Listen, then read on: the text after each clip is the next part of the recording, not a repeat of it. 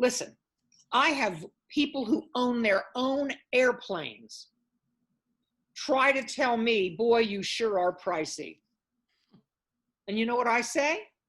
And yep, I sure am good. Because you know why? I fix other people's screw ups, and many of you fix other people's screw ups. You're good at what you do. Most of you have been doing this for more than a year. Pricing, look, think what it costs for you to buy one piece of color and developer. Just think what it costs. Think what it costs you to do a color. I don't want to hear that anybody's out there doing color for 45 or 50 bucks and charge it this whole, I could do a 10 hours on just pricing, but I won't. Think about how you're going to structure. And if you're not busy, your skill and your personality and your ability to listen has to get you to a place that you have more clients so you can raise your price.